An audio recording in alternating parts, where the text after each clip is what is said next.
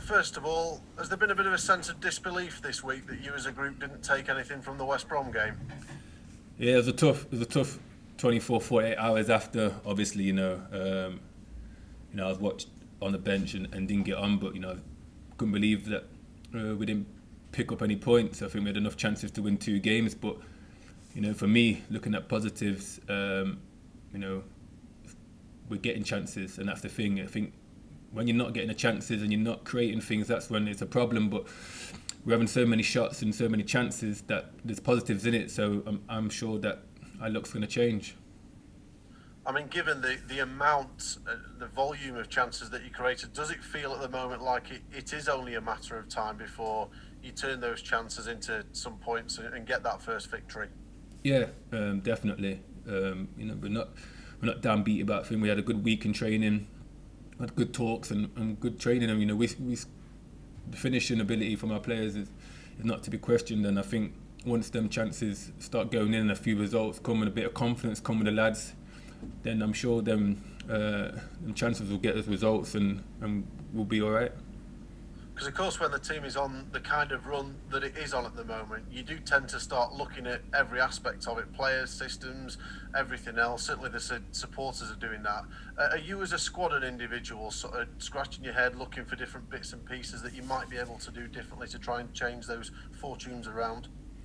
Not too much. We've had so much success over the past 3 years. We had so many ups and ups and ups. This is the first real down part of our little journey since I've been here that we've been on. So I don't think you would start changing it and putting a wrecking ball to things and trying to figure out things. I think the system works. You can see that how many chances we created. If we come out that game against West Brom and we've won 2-0, then no one will be questioning nothing. But it's just the final thing, and I think that's comes down to a bit of confidence and a bit of luck as well.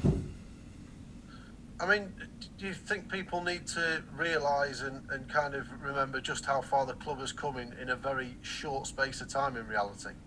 Yeah, but that comes with success. When you get success and how well we've done, especially last season, I think people, which they're rightly so, expect more than us, and we expect more than us, and we expect to be further up the table. But that's one thing that comes with success. People are thinking that we should be doing better. There was favourites to go down last season, one of the favourites to go down this season. But we're all tough lads. Been around the block, a lot of us, and we know that there's a lot in this team to get us to back up that table. I mean, it's never just on the strikers to score goals, but how much are you, as a group of strikers at the moment, feeling the sort of weight of expectation and pressure? I think for a striker's career, I think if you're playing, that's your job to score, and if you're not scoring, then you're not happy. I've expressed that before, and I think not one of the strikers aren't feeling unhappy about not scoring and want to chip in. That's everyone's job. But it will, all the strikers, the strikers that played against West Brom, all had chances to score. And I, as an older figure, I tell them, and you can remember me from talking for my goal drought last year, it's not about missing chances, it's about when you're not getting the chances to score, that's when you've got to start worrying. And all the strikers had chances to score, and some of them are going to drop in soon, and then hopefully they can all get on a run. I was going to mention that actually. I mean, specifically, there's been a lot of focus around Ollie McBurnie at the minute. Is he somebody that you've spoken to individually, particularly in mind with what you went through last season? Yeah, spoke to him straight after the game in the dressing room. West Brom, I think I don't really follow social media and stuff, but a few boys said, call for him to be dropped and that. But I think if you take the aspects of his game and what he brings to our club, brings to the team, the physical side, and then he went into number 10 and, he'd done well. And if he would have put one of them chances away, it would have been a really good performance from him. And I've told him, it's a rule that I got told when I was younger, from Harry Redknapp, it's not about missing the chances, it's about panic when you're not getting the chances, because if you're getting the chances, then you're still doing something right in the game and you still belong at this level. And he definitely belongs at this level, and he's going to score. There's no doubt about it. and he's going to get on a run because he's a great striker. Because as well as obviously the goals that he's scored in the past, and everybody would wants him to break that duck, he does offer a lot else to the team, doesn't he, in terms of his flick-ons and his general play? Yeah, everything, both boxes, defending, attacking, most aerial duels won. He puts himself about, he links play up, his touch is good, the ball at his feet, I think people don't realise how good he is with his feet. He's a valuable member of our team. We all appreciate everything he's done. It's like what people would say about me, what I've seen people talk about me, that the players, we all value him, when he's on the team sheet, we know what he's going to give us, and that he always does that for Sheffield United, and he'll get the goals, there's no doubt about it. I don't really want to make too much of a thing about it because what he gives to the team, and obviously I've been in this situation before, so the more people speak about it, and I believe that it puts more weight on it. So he's a good striker, he scores goals in training all the time, scored goals in his career, so there's no doubt they will come. There's 6 of you competing for 2 spots at the minute. Is there a healthy rivalry between you all, and whoever has the shirt, are you all sort of rallying around each other?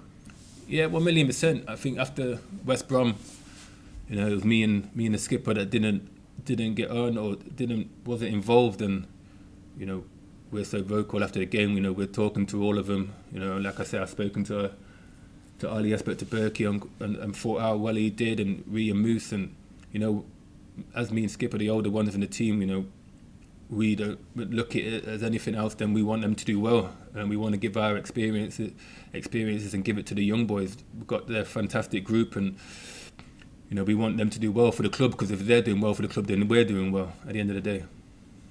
You mentioned Rhian there. You've obviously had a bit of time now to sort of get to know him a little bit. How good can he possibly be, and do people just need to be a little bit patient? There's clearly a lot of expectation on his shoulders. Definitely too much. I think the price tag sometimes kills young lads these days.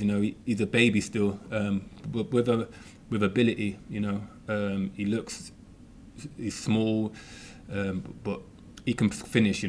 We see it every day in training. He's got ability. There's no doubt. Why he cost that money and why he done so well at Swansea, and Liverpool wanted to put clauses probably back in his deal, and that he's got ability, he's going to score goals, he's going to have a career at the top. There's no doubt about that. He's just bedding in. He's still learning the way we play and how we train. Different physical demands. But yeah, he's doing well. He's working really hard. I've seen a change in him. And like I say, with Ollie, the goals will come. With Rhian, the performances will come. In terms of yourself, various people have sort of suggested that you may well be able to play on a more regular basis, the sort of role behind the front 2.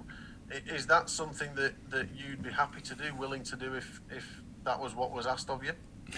Put me centre mid, centre back, left back. I want to play.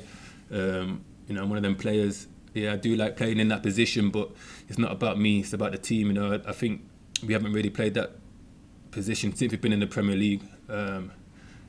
That was more when we was in the Championship. It's hard to go against these top teams with 3 basically up front, because I'm not a midfielder. But wherever I play, wherever I get picked to play, what position, I want to contribute. I don't think my performances have been as good as they was this year, so I've got to prove to the manager that I should be playing. Are you playing Leicester this weekend at a good or a bad time after their defeats this week, particularly the one against Fulham? Who knows? We're expecting Leicester to come. I think not all their players played in that game. They've probably got one of the best strikers in the league who didn't play, and they've got a squad full of full internationals at top level. So we're going to be expecting a tough game as always. I watched the Fulham game myself. That just shows that anything can happen in this league at the minute. I think with all the stuff that's going off in the world, anything can happen. Results have been crazy, and we've got to take positives that we get from each game and go into the game on Sunday full of confidence and nothing to lose. I mean, the fact that Fulham, West Brom, Burnley, Brighton have all picked up points over the last few weeks, picked up wins as well. Does that give you guys hope that anybody can beat anybody within the division? Yeah, definitely. It's a marathon. It's not a sprint. We need to see where we are at the end of the season. But we've got full confidence. There's no panic button. I know the table doesn't look pretty right at this minute of time. But, you know, we've got a big 10 games coming up around here to the start of the new year. And, you know, if we take positives that we can from the games, you know, except for the Chelsea game where the second half we got a bit disjointed and we lost our rhythm a little bit. I think we've been in most games, had chances in most games, and that's the main thing for me. Just finally from me, David, I just wanted to ask about your decision to retire from international football. What sort of prompted that, and what benefits do you hope that'll bring to your playing career at club level? Well, you know, I made my debut when I was 16, and I was 32 when I retired from international football. For that 16 years, you know, I've been waiting 15 years to play in the Premier League, and I'm in the Premier League now, and I want to make sure I'm at the best. You know, I think my body, I've had lots of injuries in my career, and you know, that time, especially at the minute of how many international games there are in the space in between, you know, I wanted to make sure I was right and extend my club career and be at the best I can. You know, we've got strikers here, 6 strikers here, and I've got to be my best form, best physical shape. It was a tough decision, really tough decision, but you know, hopefully it's the right decision for me. Have Ender and John been trying to convince you to change your mind? yeah, most definitely, yeah. I take it there's no chance that they'll succeed, though?